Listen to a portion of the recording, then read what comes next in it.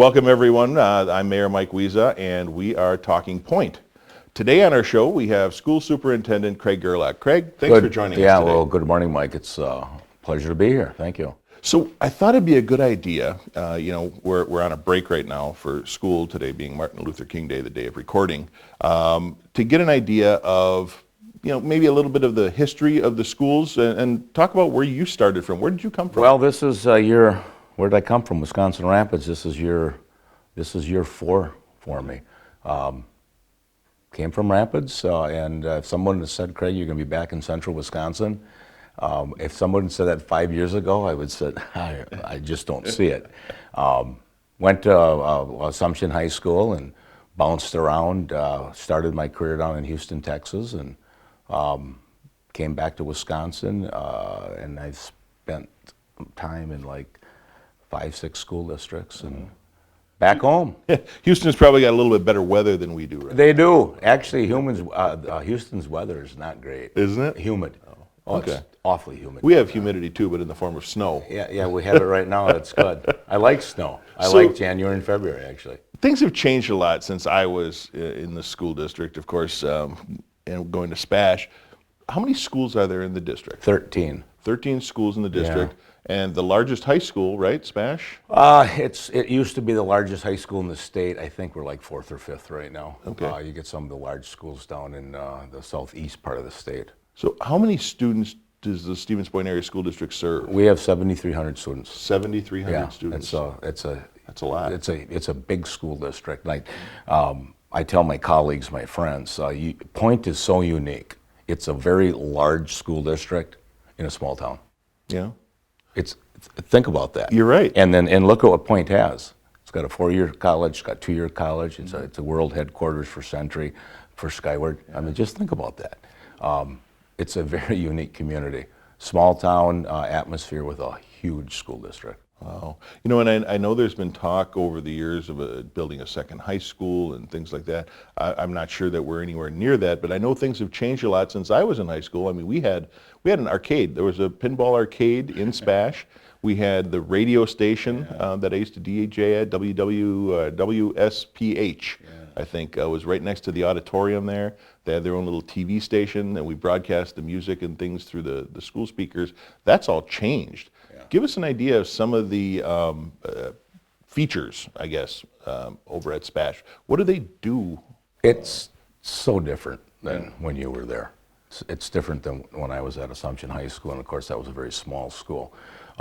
We have an outstanding curriculum, and we meet the needs of all of our students very, very well. We have a comprehensive program, and I think every parent in this community should be grateful and proud that they have the opportunity to send their child to SPASH because of the programming that it offers. And that's really key. I tell people that I was at SPASH when we had our first computer class. I think I was a sophomore, maybe a junior, when we had our first computer class. Computers didn't really exist back then. No. And Norm Larson, who was the math teacher, had an interest in computers, so he naturally got pushed into the computer teacher. They taught us BASIC and then Pascal, Fortran programming languages, things like that. They still had typing classes. My senior year in high school, it was a big deal because we got an electric typewriter. No kidding. Wow. I started on the typewriter where you would take the bar and move it across. Slide it over. Yes. And of course that's back in the day where you couldn't use calculators. Yeah. No, that was just forbidden. Right. And right now, our smartphones, everything's there. So learning's different today. Because all the information's on our smartphone. Well, and that's really what it comes down to because, go back a little bit further to date us. I used to get away with it. I think the statute of limitations is up, but I had a calculator watch. And I did occasionally use those. Never on a test, but I did use them on homework once in a while. Yeah. But I didn't have one of those. The mechanism of how you learn is completely different. Very much so. Little things like driver's education. Yeah. We had simulators. Where there was a screen in front and you had your fake car. Now you have a lot more electronic-based education, smart boards and things like that. The school district, there's a program that gives students in the district laptops at a certain grade level, right? Yeah, one-to-one. We have one-to-one in our upper elementary and all the way through high school. And of course, that's sponsored by Century. Century Insurance, right? We get a significant grant from Century Insurance, and that's how we fund our one-to-one. We struggled a little bit through our referendum with that because part of it, the whole referendum was to upgrade technology specifically, and we were concerned that we would lose potentially our Century funding for that, and I hope we don't. We've got a meeting with the good Century folks here in a couple of weeks as it relates to that. But if it wasn't for that, we wouldn't have the one-to-one. Well, you know, and you brought up the referendum. I think it's interesting. Maybe interesting is the wrong word, but you know, we just got our tax bills. And of course, the school district referendum was on there, so everybody really in the district saw an increase. Yeah. But it's important to know where we came from as far as school district funding. Can you give us an idea of I know there was a significant change in legislation in regards to the equation they used. Yeah. Tell us how it was before that legislation, the legislation, and then how we calculate school funding after that. That was 1993. Yeah. That's a long A time long ago. time ago. We had revenue limits imposed. That was back with Governor Tommy Thompson. You know. And so I remember I was in Toma at the time as an assistant principal, and there was conversation about revenue limits. And of course, I was very young in my career, and I think the thought was that'll never happen. Well, it did happen. And Mike, there were schools back in 1993 because you had a freeze at whatever you spent in '93. So if you spent $9,000 per student in '93, that's what you had a freeze on. And there were districts that spent $9,000. There were districts that spent $15,000. Really? They had a freeze on $15,000. There were districts that overspent their budget by a significant amount of money that year because that's what your freeze was at. Whatever you Very probably unethical. Now that's not fair at No, all. it's not. It's not. But it's not. It was never governed. It was never, and there was no oversight, and they haven't gone back, and there hasn't been any studies on that. I shouldn't say there. There's been a lot of studies on that. There just hasn't been any change. So that's where you have the inequity of, So the of school districts. If you spent a lot of money in 1993, you get to spend a lot of money today. Yeah. If you were frugal and responsible, like Stephen's point was, and you kept your spending low, that's what your freeze was on. Wow. And so now we have a low, and that's why, hence the referendum. And of course, we're not the only school district that's gone to referendum. That's really, it's budget by referendum right now. But it's just so unfair. The system doesn't make sense, and we can't get this thing figured out. Now, granted, if you take a look at spending, it does tie into demographics. Cost of living in Madison, Metro, Milwaukee is more expensive than Central Wisconsin, so I get that, but not at a difference of, $5,000-6,000 per student. Yeah, Crazy. and that's got to be tough. Essentially, what the state did is punished you for being responsible stewards of taxpayer money. Yes. Those who were just spending out of control, or maybe that's a bad word because I don't know what they were spending it on necessarily, but those who were less diligent in their spending actually got a break. Yeah, And it's absolutely right. 25 plus years now, and we're not seeing anything different. Absolutely right. So that Districts really- that were frugal and responsible got punished in terms of being locked in at that rate. Well, Now, granted, there's been increases, over the years, but there was a number of years there was no increase. So if you have zero increase in your funding, excuse me, and it's not necessarily, it's funding total. It's a revenue limit. You only have so much revenue. You can't, back prior to '93, you could raise taxes. And I was in another, Gale Electric Trumpelow, and it was 5%. Yeah. I mean, that was the board's mentality. Wow. 5% increase. That's all, Craig. You can increase our taxes by 5%. And of course, what went into building a budget wasn't their concern, which that's troubling too. Yeah. It's not just 5%. It's what do we need to do? How do we build a strong education system, and how do we keep our taxes as low as we can and be responsible, because at the end of the day, it's money. It's your pocket. It's my pocket. The tax bill came out a couple months ago, and it was for the building referendum this year, Right. for the bond. Last year was the operational. So the increases now are on the tax bill. It's not like we're going to see an increase to that increase next year. Right. But it's for real. You know, and the city budget is the same way. You mentioned that giving a 5% increase is definitely not the way to budget. You budget based on what you need. Yes. You don't go over. If you go down, great. Yeah. But you budget for what you need. You don't budget for a 5% increase or a 2% increase. We have the same thing with the city. You know, we could spend as much money as people give us because road maintenance is insane. Yeah. And on all of the services we provide. We're first now, over the last couple of years, being able to reestablish some of the positions that were cut in the very lean years of the city.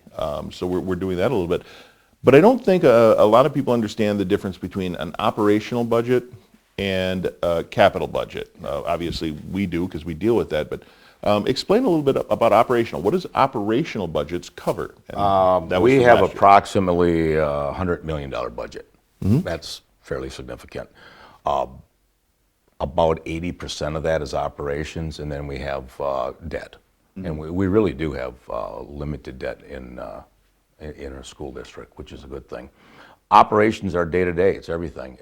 80% of the operations go to salary and benefits for staff. We educate children, so we have a lot of teachers. So that's the vast majority of our operational budget, our employees. And then you look at everything else as it relates to operations, the cost of heat, insurances, gas for buses. You got to buy computers and books and curriculum and software and Right. liabilities and insurance. I mean, it's running a business, and from that respect, it's very similar to any other business you operate. Other than we're non-for-profit, there's an awful lot that goes into running a school district our size. That's the operations from one year to the next. That doesn't change except for what it looks like the following year. We have to pay our employees. And Mike, that's extremely difficult right now to hire employees. It's extremely difficult to hire teachers today. We have such a shortage. And I can talk a little bit about that in a minute or two. But then there's the bond part of which we just had for a referendum. We're borrowing money to invest in our infrastructure. And that's the capital part of the budget. That's the capital. That's the facilities. Again, 13 buildings. We can't maintain our buildings with our operational budget. There just isn't. Right. We just don't have the funds to do that. And anything from replacing carpeting to putting in HVAC systems, PJ Jacobs right across, we're going to be doing next spring. Or excuse me, we'll be starting next spring. And the majority of the majority of the project's going to be changing from steam to water. Okay. I mean, we're getting back into the 20th century as it relates to the HVAC system. Yeah. And that costs a lot of money. So that's our capital, and then that's what the referendum was for, is to build that capital through a bond. So two things I want to touch on. The first one we'll touch on with the operational budget. I imagine that you are like every other employer in the city. Finding qualified employees is becoming increasingly difficult. Yeah. And as you mentioned, I mean, we're teaching students, shaping minds. These are going to be the people who are running the world, 15, 20 years from now. We want them to have a good education. Yeah. How challenging is it, and what do you see as some of the barriers in regards to hiring qualified staff? Well, I think we're all seeing it. There's fewer people. And we're aging. Yeah. Well, we've talked about that already. First computer class. That's right. Supply and demand. I met with, my daughter was home this weekend, and she had a couple of their grad school students right now. And so and she had some friends over. Their future is so bright. Yeah. Their jobs are everywhere. They can pick and choose. Write your own ticket. And they're talking about going different places. And I graduated from high school in 81, college in 86. There was one position. I was a Phy Ed and health teacher. There was one Phy Ed health teacher in the state of Wisconsin. That's why I went to Texas. There were no jobs. Today there's all kinds of jobs. So part of it, it's supply and demand. There's fewer people available for the workforce, and then then you got options, Mike. You have options. You want to do this or do you want to do that? And let's call a spade a spade. You're limited in public education in terms of your financial goals. People don't. And we've said forever. People don't go into education to become wealthy. They don't. They go. People go into education because they want to work kids. They want to mold kids. They want to grow children. We want to have an impact on society. That's part of it. But there's just fewer people going into the business. Act 10 didn't help us. Didn't help us either. It didn't. There was, limitations as it relates to, your finances. And people have to earn a living. We have teachers that have second jobs. Wow. We have. I know there's people in the city that do that too, Well, but sure. we're working on it, slow but sure. Yes. And being competitive in a market like this, where, like we said, you can almost write your own ticket, it really comes down to being competitive. If you go to a state school, UWSP, I'm thinking, when you add everything up, it's going to cost 75 grand, right? If you're going to go to Madison, it's going to cost 85 grand. If you're going to go to Marquette, it's going to cost you 150 grand. And you're going to go and work in the Stevens Point School District, and you're going to make $40,000 a year, and you just spent $100,000 on an education, and then you have to get an apartment, you got to buy a car, and you're paying off debt. Student loans.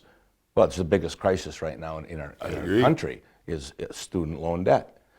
And I've got 2 children, love them dearly. If they went into education, I'd be so proud.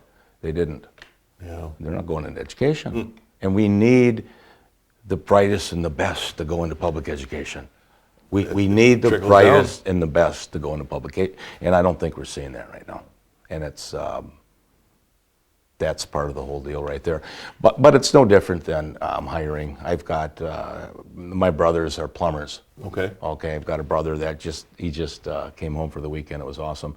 Lives out in Winter Park, Colorado, manages the ski resort. Okay. They can't hire plumbers. They can't hire electricians. A lot of those skilled trades, I hear the same thing from the technical schools. They're not being trained in those skilled trades. Everybody's going on to 4-year degrees or things like that. And the market is really going to be in trouble here in a few years. My wife and I are building a home right now. And so I'm with the trades guys and touching base, and they can't hire people either. Wow. So it's everywhere. And the trades, it's, mid-states. I sit on the mid-state board. They really are doing, I think, some incredible things. And what we need to do is continue building our relationship with them to get more students into vocational education.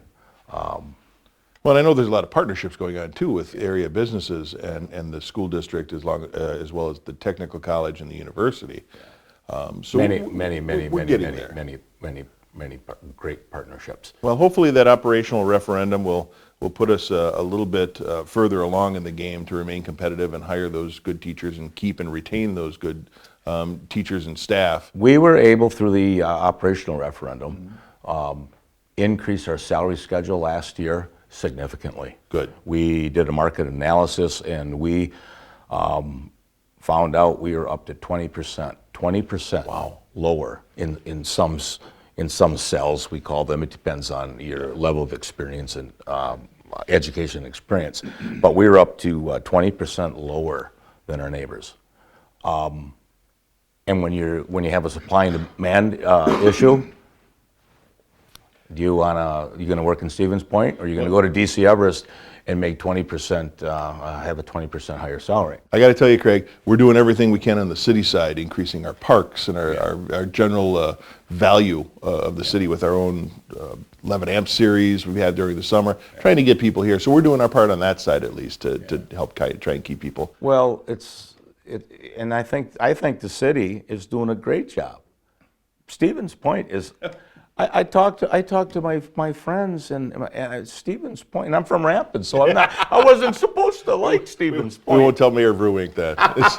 No, I joke about it. But he is. He's up for election this year. But you know, I was really joking about it. We work very hard at our values here in Stevens Point, but the school district is a big part of that. Let's shift the talk a little bit though, and talk about the Capitol. The Capitol, because some of the infrastructure in these schools, I mean, you probably know the dates of some of these schools when they were built. And you might have been talking about some original equipment in a lot of these. Right. And then touch on a little bit, because of the day and age we live in, things that the school district is doing to enhance the safety and security of our students and staff. Every building's going to get touched as it relates to upgrades from mechanicals to aesthetics. We just need to do that. Significant component of the referendum was safety and security, specifically as it relates to technology, surveillance equipment, video surveillance, telephones. Yeah. The cost of a telephone today for a school system are large, or the size of ours is unbelievable. And of course, communications as it relates to safety and security is very, very significant. But as well as the video surveillance, all of the wiring, we're talking millions of dollars to wire buildings and put surveillance equipment that's going to meet our needs. Unfortunately, Mike, we just live in a different day. We do. And we have issues. You know, December for us was a tough month with the number of threats that we had, and how that affects the school is unbelievable. But the first thing we rely on is our video surveillance. Sure. And PJ Jacobs, for example, it's downstairs in a dungeon. Yeah. That's where the system is, and sometimes it takes hours and hours and hours to identify, people in the hallways and whatnot. So that's going to be a significant upgrade, and of course, safety and security in schools today is it's very important. I just left a meeting from SPASH. We are looking at bringing forward to the board a new position, okay. And it's going to be a safety and security coordinator. Brian Casey is our technology coordinator, has been doing that for the last couple of years, and he's doing a fantastic job. But you can only do so much. We've got so much going on in our district as it relates to technology, especially with all the building. We need to create a new position. Sure. To oversee the whole issue of safety and security, from training staff to interacting with students to creating, overseeing our comprehensive plans from building to building. No, and I think Stevens Point does a fabulous job of coordinating not only with our school officer liaisons, but the Stevens Point Police Department and surrounding municipalities, their emergency services, to make sure that in the event of a threat, and you're right, we're living in a different age where every threat has to be taken seriously because you just don't know anymore. And until you have some substantial proof one way or the other, you have to go under the assumption that something's going to happen. But working with those groups, I think, is a benefit to the school district, to the students, the staff, the parents, affording them a sense of security, knowing that in the event, God forbid, that something does happen, we have a very good response in place, and we're ready to act on that quickly. Having that technology, door security and cameras will be kind of a deterrent, I think, for a lot of that. But in the event that something happens, we can assure the parents that their students are going to be safe when they're going to school, because it's the parents' greatest fear, right? It absolutely is, and every parent deserves the right to send their child to school in a healthy and safe environment and get them home at the end of the day. Right. And of course, it's the issues for our country. And in December we had the shooting or the issues, excuse me, in Oshkosh and Waukesha. So all of a sudden now it gets a little closer to home. And then we've got some issues here that we're working through. Our buildings are safe. Our staff is trained. We have to keep up with it, though. We just have to keep putting time and energy and, quite frankly, resources. We have 3 resource officers. We're very fortunate. We have outstanding relationships with the Stevens Point Police Department, with the Plover Police Department, and our Sheriff's Department. We're very fortunate. We got good people. We don't have a resource officer in Plover. Okay. We need to work towards that. I think there's some additional funding that might be coming through the state as it relates to that. We're going to hire a new position. We just have to because it's that important. And I'm looking at putting that in Fund 80, which is a community. It's a separate fund that's community based. Okay. Because it's that important, Mike. Well, and I got to tell you, from this side of the table, being responsible for the city's budget, working closely enough with the school district budget, I know what we're spending our money on. So when I see the taxes go up, I know that there's a definite need. It's not like we're just throwing money out the window. We need these things to provide the services to our community, and both your and my jobs are very similar in that regard. You want to create the best environment you can for those young students to learn. And we want to provide the best community we can for the citizens of Stevens Point and the surrounding area. So I was very much in favor of the referendum. I didn't like paying more money more than anybody else does. Is this an ongoing referendum, this capital referendum that came in? It expires after a certain The capital is 20 years. 20 years, okay. The operational is, that's ongoing. Okay, and that's ongoing. Right, yeah, I knew there was some sort of expiration. You But know- by the time 20 years rolls around, everything we're putting in today is probably going to need to be replaced. Nothing gets cheaper. No, and we've got a cycle, we've got a capital improvement plan. In 20 years, Stevens Point's going to be looking at something else. I don't know what that's going to look like. 20 years is a long time. We are seeing education change. Mm-hmm. We're going to see more online education. We're seeing it right now. Yeah, I think it happens a lot. It's going to look different. I'm not sure what it's going to look like. I won't be around. I was going to say, I hope I'm around in you and I 20 years. probably won't be but here. not sitting in these chairs. Right. But and even in terms of the operations, this is a recurring referendum. Mm-hmm. There's a fair argument that it needs to be recurring because prices aren't going down. But at the end of the day, in 5 years, the money that we asked for, mm-hmm. And be frank, we're going to step back and say, oh, we're short. We have to pay our employees. We're tied into CPI, mm-hmm. Which just came out as at 1.8, something of like that that. nature. So that makes contract negotiations a little bit more simple because we're strapped to the CPI. But those are real increases. And when you're not seeing increases from the state, but your health and your salaries go up every year, and then it outpaces the revenue coming in, it's reality. Yeah. And Well, so- it's a good thing that we are able to at least explain Yeah. to those watching and listening at home where the school district was and how far it's come. I know you and your team do a fabulous job taking good care of the money that we give you, teaching our students to the best of your ability. Our teachers are second to none, in my opinion. Your staff over there, from maintenance to administration, is far and away the best staff that I've ever had to work with at the Stevens Point School District. But we're just about out of time. Any last thoughts? We have a school board election April 7th.